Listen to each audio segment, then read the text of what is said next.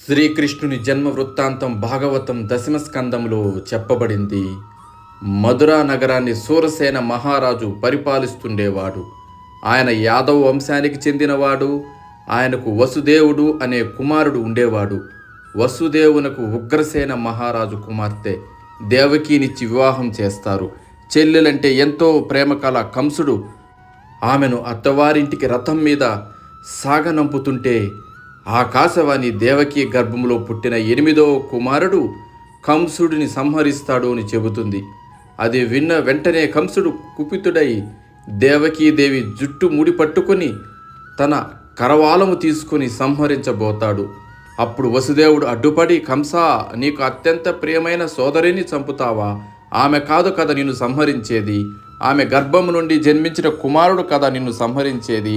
దేవకీ గర్భంలో ఉన్న ప్రతి సంతానాన్ని తీసుకుని నీకు సమర్పిస్తానని చెబుతాడు. దానికి కంసుడు అంగీకరించి ఆమెను వసుదేవుని ఇంటికి పంపుతాడు. దేవకి గర్భం దాలుస్తుంది, సంతానాన్ని పొందుతుంది. దేవకి పొందిన సంతానాన్ని వెంటనే వసుదేవుడు కంసునికి సమర్పిస్తాడు. వసుదేవుని సత్యనిష్టకు మెచ్చి, వసుదేవా, నీ 8వ సంతానం కదా నన్ను సంహరించేది. ఇప్పటికీ ఈ సంతానాన్ని తీసుకో, ఆనందించు. 8వ సంతానాన్ని తీసుకుని నాకు సమర్పించు అని కంసుడు చెబుతాడు. వసుదేవుడు ఆనందంతో తన సంతానాన్ని తీసుకుని మధురా నగరం వెళతాడు.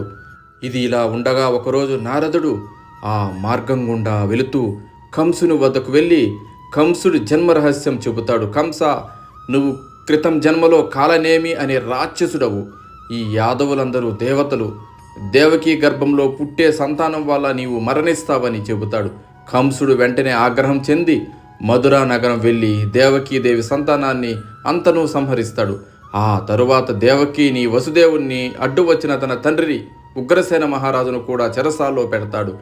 దేవకీదేవి 7వ మారు గర్భం ధరించినప్పుడు విష్ణువు తన మాయతో ఆమె గర్భాన్ని నందనవనంలో నందుడి భార్య రోహిణి గర్భంలో ప్రవేశపెడతాడు. ఈ గర్భం వల్ల రోహిణికి బలరాముడు జన్మిస్తాడు. చెరసాలలో దేవకి గర్భస్రావం అయిందని అనుకుంటారు. కొన్ని రోజులకు దేవకీదేవి 8వ మారు గర్భం ధరిస్తుంది. దేవకీదేవి 8వ మారు గర్భం ధరించినప్పుడు కంసుడికి చెడు శకునాలు, మృత్యుభీతి కలుగుతుంది. లక్ష్మీనాథుడు దేవకీ గర్భంలో ఉండడం చూసి దేవతలు, యచ్చ, కిన్నర, కింపురుషులు దేవకీదేవి ఉన్న చెరసాలకు వచ్చి స్తుతిస్తారు. దేవకీ గర్భం నుండి శ్రావణ శుద్ధ అష్టమి తిథి నాడు విష్ణువు శ్రీకృష్ణుడై రోహిణి నక్షత్ర యుక్తమైనప్పుడు జన్మిస్తాడు. కృష్ణుడు జన్మించాక వసుదేవుడు ఏదో దైవంతో ప్రేరేపింపబడినట్లు శ్రీకృష్ణుడిని పొత్తిళ్లలో పెట్టుకుని చెరసాల బయట నిద్రపోతూ ఉన్న కావలి వాళ్ళను తప్పించుకుని యమునా నది వైపు బయలుదేరుతాడు. యమునా నది వసుదేవుడు రావడం చూసి రెండుగా చీలిపోతుంది. యమునా నది నుండి బయలుదేరిన నందనవనంలో తన స్నేహితుడైన నందుని ఇంటికి వెళ్ళి యశోద పక్కన ఉన్న శిశువును ప్రదేశంలో శ్రీకృష్ణుడిని విడిచి ఆ శిశువును తీసుకుని తిరిగి చెరసాలకు వస్తాడు. చెరసాలకు చేరిన వెంటనే ఆ శిశువు ఏడుస్తుంది. ఆ ఏడుపు విన్న కావలివారు నిద్రలేచి దేవకీదేవి 8వ మారు ప్రసవించింది అని కంసుడికి చెబుతారు. ఆ మాట విన్న కంసుడు చెరసాలకు వస్తాడు. ఆ శిశువును తీసుకుని చంపడానికి పైకి విసరబోతుంటే దేవకీదేవి, నీకు పుట్టింది మేనకోడలు, చంపొద్దు అని వేడుకుంటుంది. కంసుడు ఆ మాట విన్నాక శిశువుని సంహరించడానికి పైకి విసురుతాడు. అలా పైకి విసరబడిన శిశువు 8 చేతులతో శంఖ, చక్ర, గద, సారంగాలతో ఆకాశంలోకి లేచిపోయి తాను యోగమాయ నని కంసుడిని చంపేవాడు వేరే చోట పెరుగుతున్నాడని చెప్పి మాయం అవుతుంది. దేవకి వసుదేవులకు 8వ సంతానంగా కంసుని చెరలో జన్మించిన శ్రీకృష్ణుడు రేపల్లెలోని యశోదాదేవి ఒడిని చేరి అక్కడ పెరిగాడు. శ్రీకృష్ణుడి జననం ఒక పవిత్రమైన రహస్యమైన సంఘటన.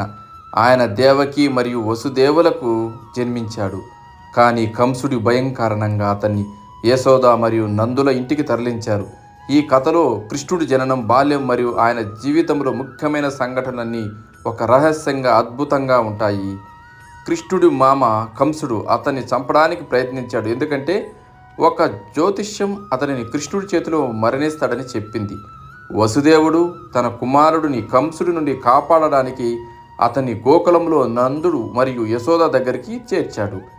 దేవకి, వసుదేవులు కంసుడి చెరసాలలో బంధింపబడ్డారు. కానీ వారి బిడ్డను కాపాడడం కోసం వారి అన్ని కష్టాలను భరించారు. నందుడు, యశోద కృష్ణుణ్ణి తమ బిడ్డగా పెంచారు. అతనికి ఎంతో ప్రేమ ఆప్యాయతలను అందించారు. కృష్ణుని సోదరుడు బలరాముడు దేవకి వసుదేవులకు పుట్టినప్పటి నుండి వేరుగా పెరిగారు. అతనిని కూడా రోహిణి అనే స్త్రీ పెంచింది. కృష్ణుడు గోవులను మేపుతూ గోపకులతో కలిసి ఆడుకుంటూ బాల్యాన్ని గడిపాడు. కృష్ణుడు తన లీలలతో చిన్నతనంలోనే ఎన్నో అద్భుతాలు చేశారు. రాక్షసులను సంహరించారు. బృందావనంలో కృష్ణుడు గోపికలతో కలిసి ఆడుకుంటూ రాధతో ప్రేమలో మునిగి తేలాడు. కృష్ణుడు మధురలో కంసుడిని సంహరించి ద్వారకలో రాజుగా పాలించాడు. మహాభారత యుద్ధంలో కృష్ణుడు అర్జునుడికి గీతా బోధ చేశాడు. ఒక వేటగాడి బాణం తగిలి కృష్ణుడు మరణించాడు. శ్రీకృష్ణుడి జీవితం, ఆయన చేసిన పనులు, చెప్పిన బోధనలు ఇప్పటికీ మానవాళికి మార్గదర్శకంగా ఉన్నాయి. హిందూ మతంలో ప్రత్యేకించి వైష్ణవులలో కృష్ణుని పూజ దేశం అంతటా చాలా ముఖ్యమైనది. మధురలో బాలకృష్ణునిగా, పూరిలో జగన్నాథునిగా, మహారాష్ట్రలో విఠోబాగా, రాజస్థాన్లో శ్రీనాథ్జీగా, తిరుమలలో వెంకటేశ్వరునిగా, ఉడిపిలో కృష్ణునిగా. ఇంతే కాకుండా కృష్ణుని ఆలయాలు విష్ణువు ఆలయాలే అనవచ్చు. ఇందుకు అనుగుణంగా దేశంలో వివిధ ప్రాంతాల్లోనూ వర్గాల్లోనూ అనేక సాంప్రదాయాలు నెలకొన్నాయి. వీటిలో ప్రధానమైన భావం ఏమంటే, శ్రీ మహావిష్ణువు తన సృష్టిలోని జీవులకు బాధలు హెచ్చినప్పుడు, లోకంలో పాపం హద్దు మీరినప్పుడు దుష్టులను శిక్షించి శిష్టులను రక్షించడం కోసం జీవుల రూపంలో అవతరించి దుష్ట శిష్టరచన చేస్తూ ఉంటాడు. ఈ విధంగా అవతరించడాన్ని లీలావతారం అంటారు. ఇలాంటి లీలావతారాలు భాగవతం ప్రకారం భగవంతునికి 22 ఉన్నాయి. శ్రీ మహావిష్ణువు లీలావతారలో శ్రీకృష్ణ అవతారం.